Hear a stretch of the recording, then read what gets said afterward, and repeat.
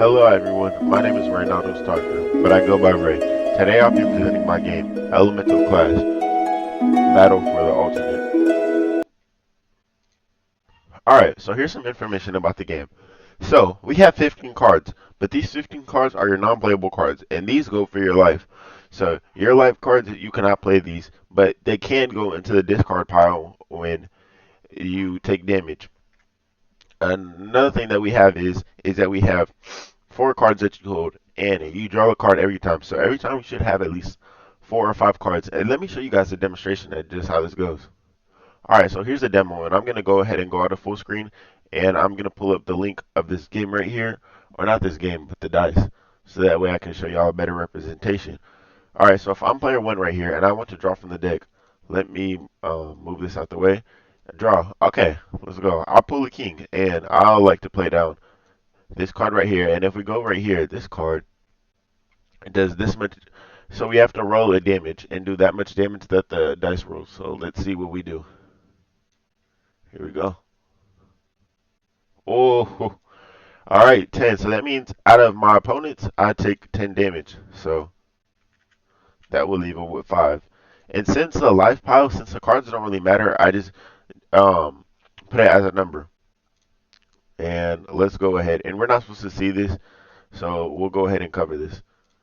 And then for my opponent's turn, he gets to draw from the deck, and they get this card right here, which is the ace.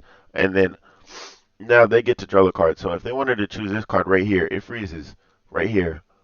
This is the freeze, so they get to skip a player to choose, um, skip their turn, which is me. So I can't go anymore. And your discard pile should always be face up, so that way we can see.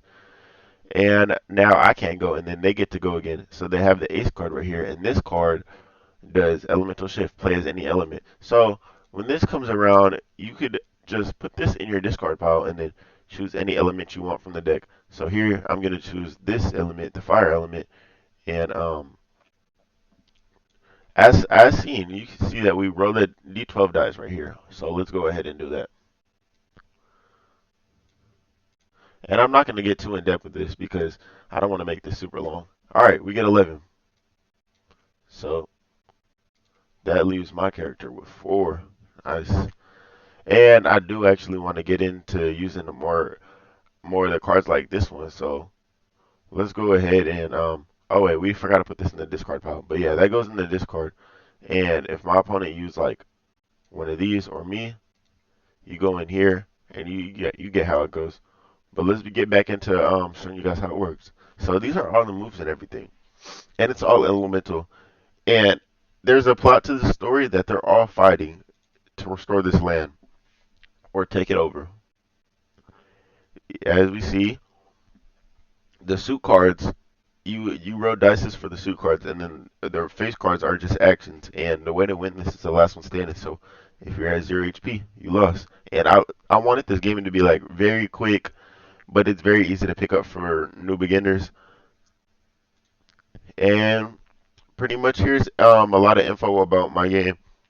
What makes it different? I like the use of using all those D&D dice, and the reason I put such a high dice for the D12 for doing damage is so that way you could really hit your opponents with a lot. It's a make or break, and this game is like such a perfect balance of having luck and using strategy.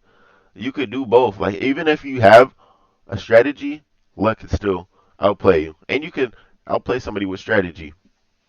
But yeah, pretty much the four elements they were all in the city, and their chaos struck. They were struck by a bad curse, and now there's no chemistry. Everybody's fighting against each other, and depending on who wins, it's either the island's restored or they take it over.